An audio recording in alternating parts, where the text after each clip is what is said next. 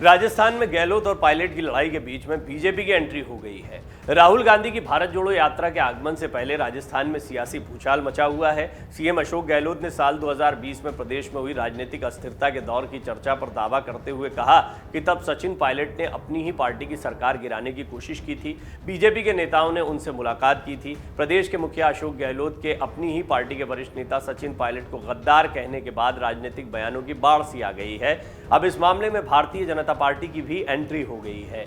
CM के जुबानी हमले के बाद बीजेपी के प्रदेश अध्यक्ष सतीश पूनिया ने अपनी पार्टी का बचाव करने के साथ ही सीएम गहलोत पर सवाल खड़े कर दिए हैं। सतीश पूनिया ने बयान जारी कर कहा कि हमने किसी को पीले चावल नहीं दिए थे कि आइए और सरकार गिराइए। तो ऐसे में आइए सबसे पहले आपको बताते हैं कि गहलोत ने क्या कहा और उनके बयान पर सचिन पायलट ने क्या पलटवार किया है।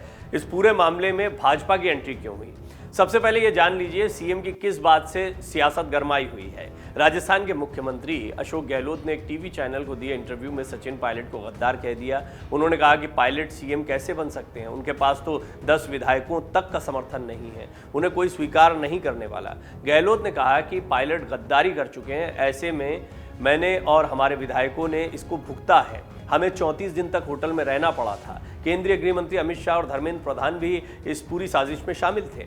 सीएम के बयान पर सचिन पायलट ने क्या कहा। सीएम अशोक गहलोत को गद्दार कहे जाने पर पलटवार करते हुए कांग्रेस नेता सचिन पायलट ने कहा कि इस तरह के अनुभवी व्यक्ति को ऐसे शब्द शोभा नहीं देते। इस समय प्राथमिकता भाजपा को हराने के लिए एकजुट होने की है, राहुल गांधी को मजबूत करने की है। आज राहुल गांधी देश भर में पार्टी को मजबूती देने की कोशिश कर रहे हैं और ऐसे समय पर यह बयानबाजी ठीक नहीं है। पायलट ने कहा कि गहलोत मुझे निकम्मा, नाकारा, गद्दार और न जाने क्या क्या कह रहे हैं, लेकिन ऐसी भाषा बोलना मेरी परवरिश का हिस्सा नहीं है। मेरा बार बार नाम लेने, कीचड़ उछालने और आरोप प्रत्यारोप करने से कोई फायदा नहीं होने वाला। अब इस पूरे मामले में भाजपा की एंट्री का खेल समझिए। सीएम गहलोत ने एक चैनल से बातचीत करते हुए कहा था कि 2020 के विद्रोह को बीजेपी ने फंड किया था। भाजपा में पहली बार एक पार्टी के अध्यक्ष ने ही अपनी सरकार गिराने की कोशिश की। इसे अमित शाह समेत भाजपा के नेताओं ने समर्थन दिया था। साथ ही भाजपा पर 10 करोड़ रुपए देने की बात का इल्जाम भी लगाया था। इसी बयान से नाराज बीजेपी इस सियासी घमासान में इस पूरी बयानबाजी में कूदी है। गहलोत पायलट सियासत में अब भाजपा के राजस्थान प्रदेश अध्यक्ष सतीश पूनिया का बड़ा बयान आया है। पूनिया ने कहा कि हम कभी मिले नहीं हैं, ना पहले, ना अभी और न बाद में। 2018 में चुनाव के बाद जब भाजपा कहीं दृश्य में नहीं थी, तब राजभवन में मुख्यमंत्री की शपथ के बाद 2-2 मुख्यमंत्री के नारे लगे। ऐसा कभी नहीं होता कि किसी पार्टी को पूरा अपने प्रदेश अध्यक्ष को निष्कासित करना पड़ जाए। पूनिया ने कहा कि यह उनका अपना झगड़ा था, उनकी लड़ाई थी, परंतु बीजेपी को तो गहलोत ने अपने बचाव के लिए कारक बना लिया है। मुख्यमंत्री गहलोत की आदत है आरोप लगाने की, ये एक कमजोर डिफेंस है। पूनिया ने कहा कि 4 साल से वो स्थापित नहीं कर पाए हैं कि गद्दार कौन था। पूनिया ने कांग्रेस के आलाकमान को नसीहत भरा सुझाव देते हुए कहा कि अब तो कांग्रेस आलाकमान को ही ये देखना है कि गद्दार कौन था। कांग्रेस ने कुर्सी बचाने के लिए जाने क्या क्या कुकर्म का सहारा लिया होगा। सतीश पूनिया का कहना है कि उनके दावे में कोई दम नहीं है। सचिन पायलट से बात या मुलाकात के सवाल पर पूनिया ने कहा कि वो न तो पायलट से मिले हैं, न ही इस बात की ज़रूरत थी। पूनिया ने कहा कि इसकी ज़रूरत न तो पहले थी, न आज है।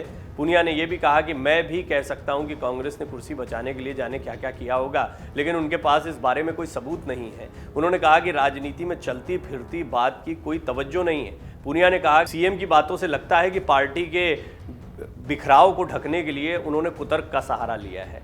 कुल मिलाकर अब इस पूरे मामले में बीजेपी जो है वो एक तटस्थ की भूमिका में दिखाई दे रही है और बीजेपी की पैनी नज़र है कि इन दोनों की आपसी लड़ाई का नतीजा क्या निकल कर आता है। कांग्रेस के लिए ये बहुत उलझी हुई कहानी है।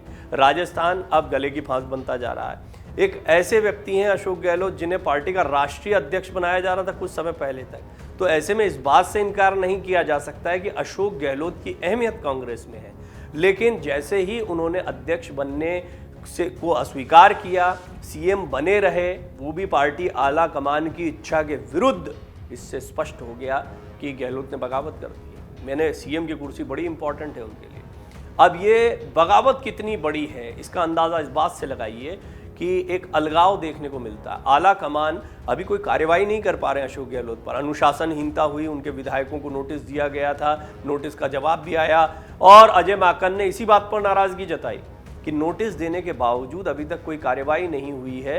ये किस तरह से आगे बढ़ रहे हैं आला कमान इस पूरे मामले में। एक बात बहुत स्पष्ट है कि कांग्रेस आला कमान भी अभी अशोक गहलोत को छू नहीं सकते। वो जानते हैं कि कांग्रेस में जबरदस्त बिखराव राजस्थान में हो जाएगा। पहले ही सीपी जोशी के पास विधायकों ने अपने इस्तीफे एडवांस में रख दिए हैं। कुल मिलाकर ये एक तरह की धमकी जैसा दिखाई देता है। लेकिन अब धीरे धीरे सचिन पायलट थोड़ा कॉन्फिडेंट दिखाई दे रहे हैं और जिस तरह से भारत जोड़ो यात्रा एंट्री के पहले गुर्जर समाज के लोगों ने उन्हें मुख्यमंत्री बनाने की बात कही है, या फिर भारत जोड़ो यात्रा भी ज़्यादातर उन इलाकों से होकर गुजर रही है जो सचिन पायलट के दबदबे वाले इलाके हैं, सब इस ओर निर्देश कर रहे हैं कि बहुत मुमकिन है कांग्रेस इस पर कोई कड़ा फैसला ले। लेकिन कब तक कहना बड़ा मुश्किल है।